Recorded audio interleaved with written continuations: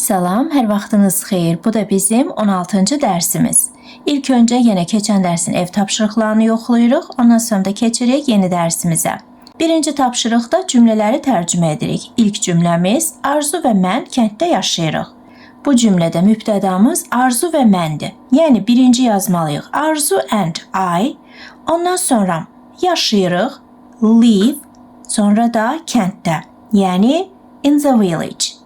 İkinci cümlə Ramal səyahətə çox pul xərcləyir. Birinci deməliyik Ramal xərcləyir, yəni Ramal spends, ondan sonra çox pul, a lot of money, sonra da səyahətə və nəyə pul xərclədiyimizi deyiriksə ondan əvvəl on işlədirik, sonra da həmin sözü deyirik. Yəni olur on travel. Deməli cümləmizin tərcüməsi belədir. Ramal spends a lot of money on travel. Və biz burada feilin sonuna s əlavə etdik, çünki Ramal sözünü şəxs əvəzlinə çevirsək olur he. Və bilirik ki, he, she, it olanda feilin sonuna ya s ya da s əlavə olunur. Burada isə live sözünə s əlavə etmədik, çünki Arzu və mən şəxs əvəzliklərindən olur we. Yəni kimsə və mən deyiriksə, bunu şəxs əvəzliklərindən biz sözü ilə əvəz etmək olar. Və bilirik ki, mübtədamız I, you, we, z olsa, onlardan sonra gələn feilə biz s və yaxud da s əlavə etmirik. Əgər cümlənin mübtədasını şəxs əvəzliyinə çevirmək çətin olursa, onda yadda saxlayın ki, mübtədamız bir nəfərdən çoxdursa, onda feilin sonuna s və yaxud da s əlavə etmirik. Baxın burada Arzu və mən deyəndə bilirik ki, burada artıq 2 nəfərdən söhbət gedir. Və 1 nəfərdən çox olduğu üçün feilin sonuna s əlavə etmədik. Burada isə mübtədamız Ramaldır və Ramal 1 nəfərdir. Və 1 nəfər olduğu üçün feilin sonuna s və yaxud da s əlavə edirik. Və burada da spend sözündə bilirik ki, sadəcə s əlavə olunacaq. Sonra 3-cü cümlə. Mən burada vaxt keçirməyi xoşlayıram. Birinci deməliyik, mən xoşlayıram, yəni I like. Ondan sonra keçirməyi və keçirmək sözü olur to spend. Amma bilirik ki, like sözündən sonra gələn feili həm də ing ilə işlətmək olar. Ona görə biz burada həm to spend, həm də spending yaza bilərik. Ondan sonra vaxt yazırıq, yəni time, sonra da burada. Və burada sözü də olur here. Yəni bu cümləni 2 cür tərcümə etmək olar. 1.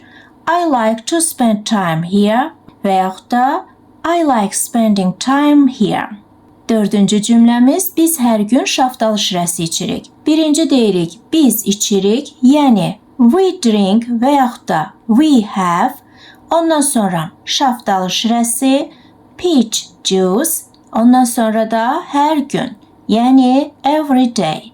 Bundan əlavə də every day sözündə cümlənin əvvəlində işlədə bilərdiniz. Yəni bu cümləni 2 cür yox, hətta 4 cür tərcümə edə bilərdiniz. 5-ci cümlə o qışda kəndə getməyə nifrət edir. Birinci deyirik o nifrət edir, yəni he hates. Ondan sonra getməyə və burada da hate sözündən sonra gələn feili həm to ilə işlətmək olar, həm də ing ilə. Ona görə həm to go yaza bilərik, həm də going. Ondan sonra yazırıq kəndə, yəni to the village, sonra da qışda, in winter. Deməli bu cümləni həm he hates to go to the village in winter və yaxud da he hates going to the village in winter deyə bilərdiniz. Və bir də istəsəydiniz in winter sözünü də cümlənin əvvəlində işlətmək olardı. İkinci tapşırıqda isə səhvləri tapıb düzəldirik. Məsələn, birinci cümlənin səhvi goes sözüdür. Az öncə qeyd etdiyim kimi her friend and I, yəni onun dostu və mən deyəndə bilirik ki, kimsə və mən deyildisə, deməli bu şəxs əvəzliklərindən olur we. Və mübtəda we olanda ondan sonra gələn feilə s və yaxud da s əlavə etmək olmaz. Bir bu şəkildə düşünüb görürük ki, səhvdir və yaxud da baxırıq ki, onun dostu və mən deyəndə burada artıq 2 nəfərdən söhbət gedir. Yəni mübtədamız 1 nəfərdən çoxdursa, ondan sonra gələn feilə yenə də s, s əlavə etmək olmaz. Yəni cümləmiz olmalıydı her friend and I go to the party. İkinci cümlənin səhvi isə like sözüdür, yenə eyni qaydadır. Baxırıq mübtədaya, görürük ki 1 nəfərdir, yəni deyir bizim qızımız. 1 nəfərdən söhbət getdiyi üçün, deməli feilin sonuna ya s ya da s əlavə olunmalıdır. Və yaxud da deyəndə bizim qızımız, bilirik ki bu şəxs əvəzliklərindən she'dir. və he, she, itdən sonra gələn feylə də biz ya s əlavə edirdik, ya da es. Ona görə də cümlə olmalıydı Our daughter likes milk. Üçüncü cümlədəki səhv isə lot of sözüdür.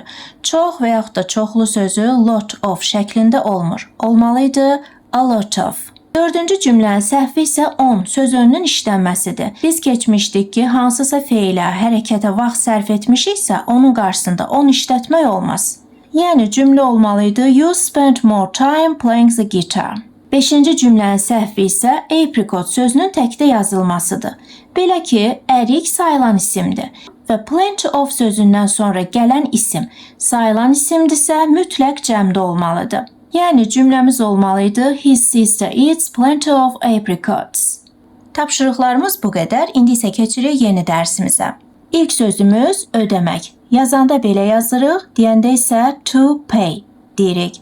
Pay. Digər sözümüz vergi. Yazanda belə yazırıq, deyəndə isə a tax deyirik. Tax. İndi bu sözlərlə belə bir cümlə quraq. Mən vergi ödəyirəm. Olacaq. Mən ödəyirəm. I pay, ondan sonra da vergi. Yəni the tax. Və yaxud da mən vergimi ödəyirəm. Onda olur I pay my tax. Yəni burada vergimi deyəndə bilirik ki, mən öz vergimi ödəyirəm. Ona görə də olmalıdır my. Və my sözündən sonra da gələn ismin qarşısında artikel işlətmək olmaz. İndi əgər vergimi yox, vergilərimi ödəyirəm demək istəsək, onda olur I pay my taxes.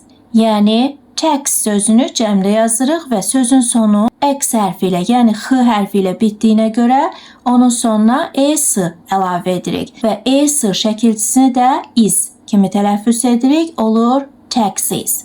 Və yaxud da cümləmizi biraz böyüdüb demək istəsək ki, mən vergilərimi vaxtında ödəyirəm. Yenə birinci deyirik, mən ödəyirəm, I pay, ondan sonra vergilərimi, my taxes, sonra da vaxtında. Və biz bilirik ki, vaxt sözü time'dır. Amma onun qarşısında onu işlədəndə olur vaxtında. Deməli cümləmiz olur I pay my taxes on time. İndi isə cümləmizi biraz da dəyişib deyirik ki, o nağd pulla ödəniş etməyə üstünlük verir. Birinci deməliyik, o üstünlük verir, yəni he prefers. Ondan sonra ödəniş etməyə, yəni to pay, ondan sonra da nağd pulla. Və bu bizim yeni sözümüzdür. Nağd pul bu şəkildə yazılır, cash deyilir. Cash. Amma nağd pulla demək istəsək, onda həmin sözün qarşısında in işlədirik. Yəni in cash olur nağd pulla. Və biz də cümlədə nağd pul yox, nağd pulla dediyimizə görə olur in cash. Və bir də bilirik ki, prefer sözündən sonra gələn feili həm to ilə işlətmək olar, həm də ing ilə. Yəni biz bu cümləni həm he prefers to pay in cash, həm də he prefers paying in cash deyə bilərik. Digər cümləmizdə isə artıq kartla ödəniş edir demək istəsək, onda yenə birinci deyirik, o üstünlük verir, she prefers, sonra ödəniş etməyə to pay, sonra da kartla. Və burada da yeni sözümüz kartdır. Bu şəkildə yazılır, kart deyilir, kart. Amma sadəcə kart yox, kartla demək istəsək olur, buy card. Yəni yazanda belə yazırıq, deyəndə isə buy card deyirik. Və burada da prefer sözündən sonra biz həm to pay, həm də paying işlədə bilərik. Yəni bu cümləni həm she prefers to pay by card, həm də she prefers paying by card deyə bilərik. Digər cümləmiz o kredit kartı ilə ödəniş etməyə üstünlük verir. Yenə birinci deməliyik, o üstünlük verir, she prefers, ondan sonra ödəniş etməyə to pay və yaxud da paying, ondan sonra da kredit kartı ilə. Və burada kredit bizim yeni sözümüzdür. Bu şəkildə yazılır, kredit deyilir. Və kredit kartı deyəndə bu şəkildə yazırıq, credit card deyirik. Amma sadəcə kredit kartı yox, kredit kartı ilə demək istəsək, onda yenə qarşısında buy işlədirik, yəni bu şəkildə yazırıq, buy credit card deyirik. İndi isə gəldik ən əsas məsələyə, yəni hər ay etdiyimiz ödənişlərə. Məsələn, demək istəsəz, Mən hər ay işıq pulu ödəyirəm. Birinci yenə deyirik, mən ödəyirəm, yəni I pay, ondan sonra işıq pulu və bu bizim yeni sözümüzdür. Bu şəkildə yazılır, an electricity bill deyilir. Yəni burada işıq, elektrik sözü bu şəkildə yazılır, electricity deyilir. Electricity. Bu gördüyünüz bill sözü isə Azərbaycan dilinə çek, qəbz, hesab, faktura, kupon və pul kimi tərcümə olunur. Və əlbəttə ki, biz hər ay ancaq işıq pulu yox, qaz pulu da ödəyirik. Və həmin qaz sözü ingilis dilində bu şəkildə yazılır, gas deyilir, gas. Qaz pulu isə olur an gas bill.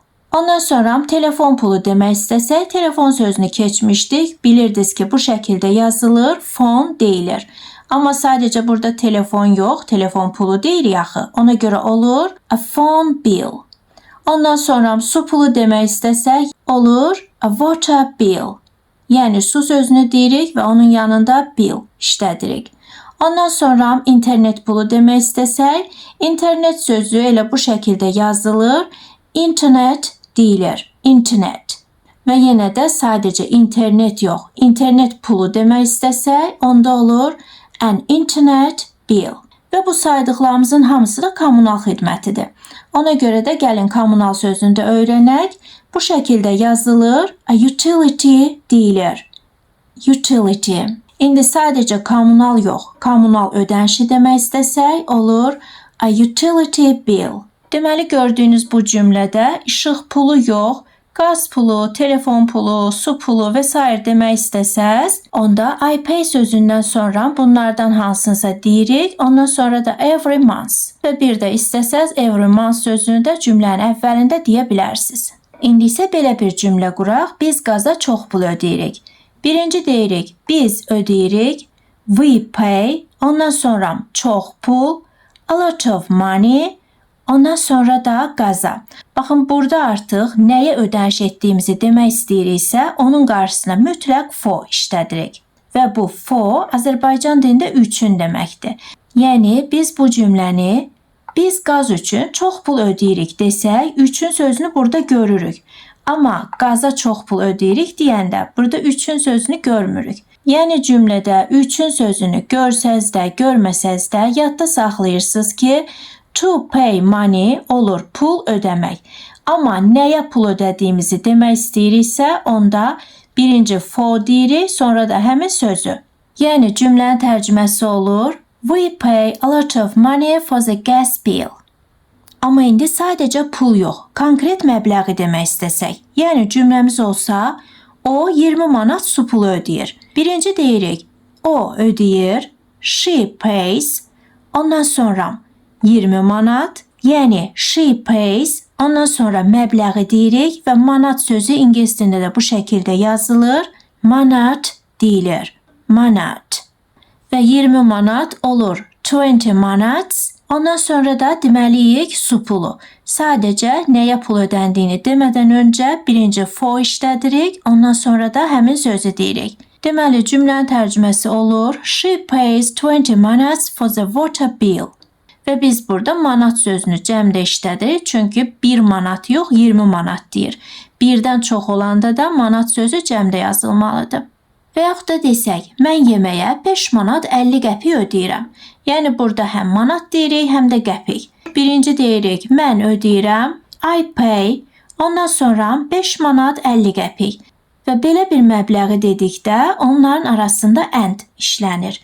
Yazanda belə yazırıq, and deyirik, tərcüməsi də və deməkdir. Qəpik sözü isə bu şəkildə yazılır, cent deyilir, cent. Və burada digər yeni sözümüz yeməkdir. Bu şəkildə yazılır, meal deyilir, meal. İndi 5 manat 50 qəpik olur, 5 manats and 50 cents. Və ingilis dilində biz bu məbləği 3 cür deyə bilərik. Birincisi, 5 manats and 50 cents. İkincisi 5 manats and 50. Üçüncüsü 550. Yəni burada biz həm manat sözünü deyirik, həm qəpik sözünü. Burada isə sadəcə manatı deyirik, amma qəpik sözünü demirik. Burada isə nə manat sözü deyilir, nə də qəpik. sadəcə manatın məbləği deyilir, bir də qəpiyin. Yəni biz burada artıq 5 manat 50 qəpik yox, sadəcə 5.50 deyirik. Və başa düşülür ki, orada 5 manatdır, 50 isə qəpikdir. Ondan sonra da nəyə pul xərcləmişik? Yeməyə, düzdür? Amma birinci for deyirik, ondan sonra da the meal.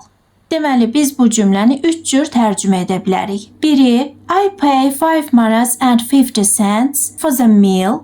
İkincisi, I pay 5 manats and 50 for the meal. Üçüncüsü isə, I pay 5.50 for the meal. Digər cümləmiz isə belədir. O hər il uçuş biletinə $250 pul ödəyir. Yenə birinci deyirik, o ödəyir. He pays. Ondan sonra $250 və dollar sözü ingilis dilində bu şəkildə yazılır. Dollar və yaxud da dollar deyilir. Dollar, dollar. Və biz burada sadəcə $1 yox, $250 dediyimizə görə sözü cəmdə yazmalıyıq. Və bundan sonra for işlədirik, sonra da uçuş bileti deyirik.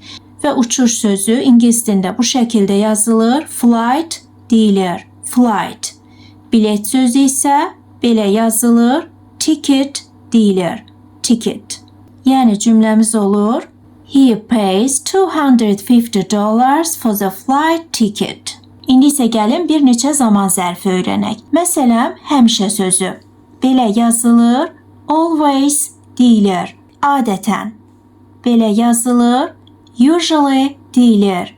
Usually. Heç vaxt. Belə yazılır. Never deyilir. Never. Sonra tez-tez. Belə yazılır. Often deyilir. Often. Gec-gec. Belə yazılır. Seldom deyilir. Seldom. Nadir hallarda. Belə yazılır. Rarely deyilir. Rarely. Çox nadir hallarda, yəni demək olar ki, heç vaxt. Bu şəkildə yazılır. Hardly ever deyilir. Hardly ever. Bax, bunları öyrənəndə diqqətli olun. Belə ki, biz indiyə qədər öyrəndiyimiz zaman zərflərini ya cümlənin əvvəlində işlədirdik, ya da sonunda. Amma indi öyrəndiyimiz bu zaman zərfləri mübtədadan sonra gəlir. Yəni, indiyə qədər öyrəndiyimiz cümlə sırası var idi ya, mübtəda, sonra xəbər. Bax, o cümlə sırasını pozur. Yəni, cümlədə bu zaman zərflərindən birini görsəz, bilin ki, onu nə cümlənin əvvəlində işlədirsiniz, nə də sonunda. Bunları mütləq mübtəda ilə xəbərin arasında işlədirik. Məsələn, desək, mən həmişə kartla ödəniş edirəm. Bilirsiniz ki, biz həmişə əvvəl deyirdik, mən ödəniş edirəm. Olurdu I pay. Amma artıq I pay desək cümlə səhv olacaq. Çünki burada həmişə sözü var. Cümlədə də mübtəda ilə xəbərin arasında işlənir. Yəni birinci şəxsi deməliyəm, ondan sonra həmişə sözünü, always, bax ondan sonra artıq cümlənin sonundakı feili deyirik. Pay. Və bundan sonra da yazırıq kartla, by card. Və yaxud da desək, o həmişə kartla ödəniş edir. Əgər cümlədə həmişə sözü olmasaydı, deyəcəkdik, o ödəniş edir. She pays. Amma həmişə sözü olduğu üçün bu şəkildə demək olmaz. Birinci deməliyik o, she, ondan sonra həmişə sözü, always, ondan sonra da ödəniş etmək, yəni pays. Sonra da kartla, by card. Bir də burada diqqətli olun. Belə ki, biz bilirik ki, mübtəda he, she, it olsa, ondan sonra gələn feylə s ya da s artırmalıyıq. Və biz burada şəxsdən sonra hansısa bir zaman zərfi işlətsək, bu qayda dəyişmir. Yəni, mübtəda he, she, it olanda, ondan sonra hansısa bir zaman zərfini işlətmisinizsə, feilin sonuna s və yaxud da s artırmağı yaddan çıxartmayın. Yəni, biz bu cümləni she always pays by card deməliyik. Əgər pay sözünə s-nı əlavə etməsək, onda cümləmiz olur səhv. Və yaxud da desək, o adətən nağd pulla ödəniş edir. Yenə birinci o ödəniş edir deyə bilmərik. Yəni, he pays yazsaq, cümləmiz elə başdan səhv olur. Çünki cümlədə adətən sözü var və bu zaman zərfi şəxsdən sonra işlənməlidir. Yəni, olmalıdır, he usually pays, ondan sonra da nağd pulla, in cash. Deməli, cümlənin tərcüməsi olmalıdır. He usually pays in cash. Bax, bir də burada diqqətli olun. Mübtəda he, she, it olsa, ondan sonra gələn zaman zərfinə s əlavə etməyin. Biz öyrənmişdik ki, mübtəda he, she, it olsa, ondan sonra gələn feilin sonuna s artırmalıyıq. Daha zaman zərfinin yox. Yəni, siz bu cümləni belə və yaxud da belə yazsaz, cümləniz səhv olur. Digər cümləmiz, mən heç vaxt pivə içmirəm. Bax, burada heç vaxt sözünü görəndə artıq bilirik ki, şəxsdən sonra nevə sözü işlənməlidir. Yəni, birinci deməliyik I, sonra nevə, heç vaxt, ondan sonra da içmirəm. Bax, burada diqqətli olun. Belə ki, biz Azərbaycan dilində heç vaxt sözü ilə cümlə quranda mütləq xəbərimiz inkarda olur. Amma ingilis dilində bunu inkarda yazmaq olmaz. Yəni, biz burada içmirəm desək də ingilis dilində olacaq içirəm. Ondan sonra isə yazırıq pivə sözünü və pivə sözü ingilis dilində bu şəkildə yazılır. Beer və yaxud da beer olaraq tələffüz olunur. Deməli, cümlənin tərcüməsi olur. I never drink beer. Və burada never sözünü öyrənəndə yadda saxlayırıq ki, never sözü özü inkarlıq bildirir. Əgər never varsa, həmin cümləyə ikinci inkar əlavə etmək olmaz. Digər cümləmiz Aysu tez-tez bizimlə parka gedir. Baxın, burada da tez-tez sözünü gördüksə, yadda saxlayırıq ki, birinci şəxs olacaq, yəni Aysu, ondan sonra tez-tez, often, ondan sonra da gedir, yəni goes. Deməli, cümləmiz belə başlamalıdır. Aysu often goes. Ondan sonra yazmalıyıq parka, to the park, sonra da bizimlə, with us. Digər cümləmiz, mən valideynlərimə gec-gec baş çəkirəm. Burada da gec-gec sözünü gördüksə, deməli, birinci olmalıdır. I, mən, ondan sonra seldom, gec-gec sözü, sonra da baş çəkirəm, yəni visit. Deməli, cümlənin əvvəli olur. I seldom visit, ondan sonra da valideynlərimə, yəni my parents. Və valideyn sözü ingilis dilində bu şəkildə yazılır. A parent deyilir, parent. Və sonuncu cümləmiz, Ayxan nadir hallarda qəhvə içir. Birinci deyirik Ayxan, ondan sonra nadir hallarda, rarely və yaxud da hardly ever, ondan sonra içir, drinks, sonra da qəhvə, coffee. Baxın, biz burada nadir hallarda sözünü həm rarely, həm də hardly ever olaraq işlədə bilərik. Amma fərq ondadır ki, biz burada sadəcə nadir hallarda deyirik. Burada isə çox-çox nadir hallarda demiş oluruq. Yəni, demək olar ki, heç vaxt qəhvə içmir. Və bugünlük yeni sözlərimiz və qaydalarımız bu qədər.